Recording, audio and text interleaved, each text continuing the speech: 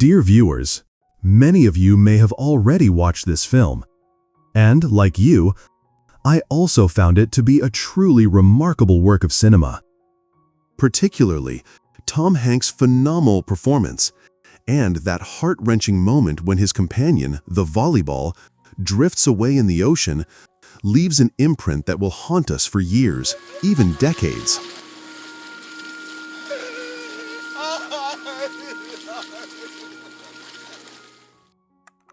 However, today's discussion is not about Castaway.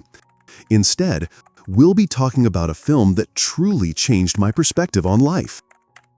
A similar revelation struck me after watching another film, Park Chan-wook's Sympathy for Lady Vengeance from his Vengeance trilogy. I mentioned Castaway at the outset because the film we're discussing today can be said to share a similar theme. Yet, it surpasses Castaway in such a way that if you approach it with the same perspective, you'll eventually be astonished. While Castaway immerses you in an eternal realization, this film takes you far beyond that point. To be more precise, it drags you from the timeless, beautiful world of fiction into the grim, harsh reality of nonfiction in such a way that, try as you might, you can never return to that beautiful world. Instead, you'll find yourself repeatedly drawn back to the realistic realm of this film, searching for the solace you need. We're talking about the 2009 South Korean film, Castaway on the Moon.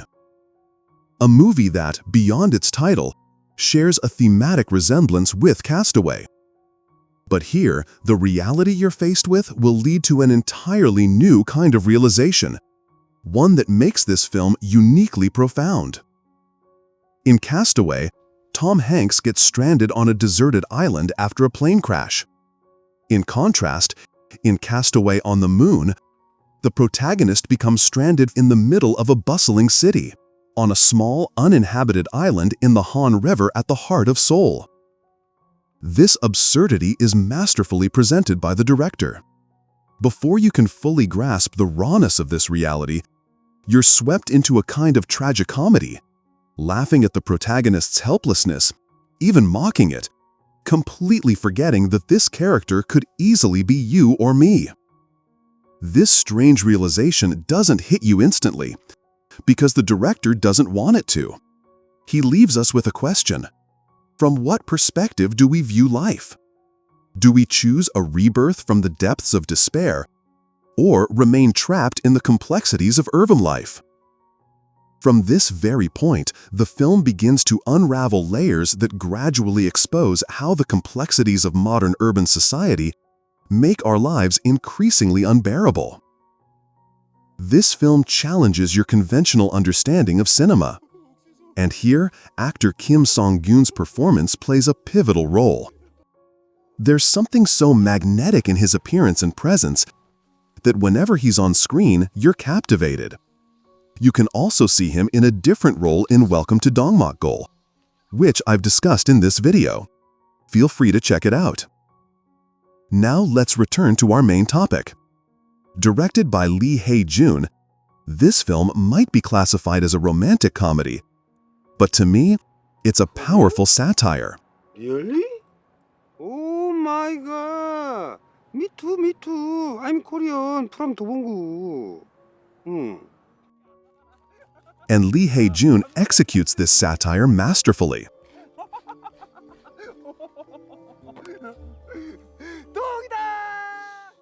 It begins with a desperate man's failed suicide attempt off a Han River bridge, leads him to be stranded on a tiny island in the middle of the river. Later, as he tries to commit suicide again but is interrupted by the need to defecate, the director makes sure we hear the sounds loud and clear.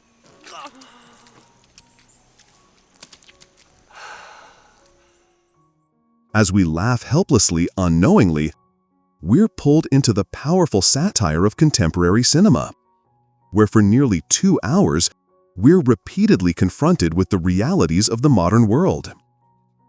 The protagonist is a middle-aged man, rejected in love, drowning in debt, and overcome with despair. He decides to end his life. But instead of dying, he washes ashore on a tiny island in the middle of the Han River. His phone doesn't work, he can't swim, and no one comes to find or help him. Utterly alone, he begins a new chapter. Surprisingly, this solitude becomes increasingly peaceful compared to the stress and confusion of urban life. He enjoys carefree sunbathing and golf on the sandy shores, while his survival efforts provide comic relief, but subtly deliver a profound slap to our sensibilities, urging us to pay closer attention to the protagonist. The other main character is a woman who is a hikimori, a person who isolates themselves from society. For the past 3 years, she hasn't left her room. Her life follows a strict routine, walking 10,000 steps in place, managing her social media, taking pictures of the moon with a camera, and hypnotizing herself to sleep. But her monotonous life takes a dramatic turn when one day her camera captures the man on the island. From that moment on, observing him becomes part of her daily routine. With only 2 characters, this film is an artistic challenge. But director Hae-jun not only succeeds, he gives us something extraordinary that will resonate with film lovers for years to come. Both actors are fantastic, but Jae-young deserves special praise. His performance breathes life into his character in a way that's simply unforgettable. Aside from the acting, another standout element is the cinematography. Each shot is meticulously crafted and shows immense creativity. There is very little dialogue, but the visual storytelling more than compensates with rich, symbolic detail. This film repeatedly pulls us toward realizations we cannot deny, ones we deeply resonate with. The islet where the protagonist is stranded, is it merely a geographical location? Or does it symbolize modern South Korean society? Though situated in the heart of the city, it is utterly isolated. Doesn't this isolation mirror our own? Physically present in society, yet emotionally detached? The islet becomes a metaphor for loneliness, starkly reflecting modern society's alienation. From this perspective, the film opens new doors of possibility, showing us how one rediscovers themselves and finds meaning in life. The director shows us how the protagonist survives, without a home, clothes, or basic necessities. He adapts to island life using trash, plastic bottles, noodles packets, and broken items, highlighting a deeper symbolism. These discarded objects represent things that society deems useless, yet here they become tools for survival, suggesting that even what we dismiss can be essential for life. The protagonist, craving his favorite jjajangmyeon, goes through a painstaking process, gathering seeds, cultivating land, farming, and finally preparing the noodles. The labor and emotion he invests, and his tears while eating it, is a brutal slap to modern Korean society.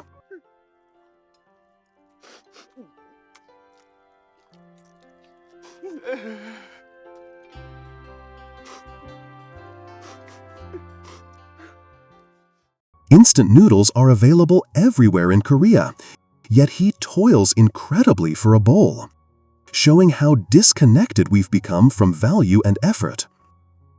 Even when the female lead tries to deliver jjajangmyeon to him, he rejects it.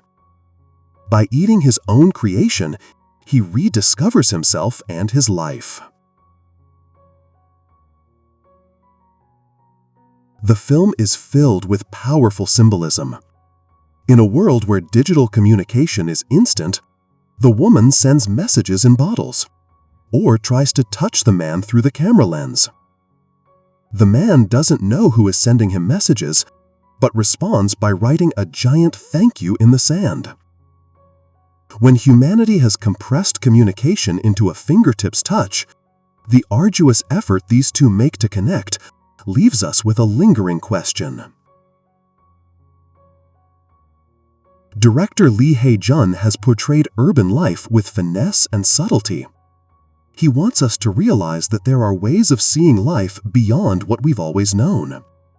Just as the protagonist finds himself on the opposite side of the concrete jungle, so are we positioned to discover something deeper.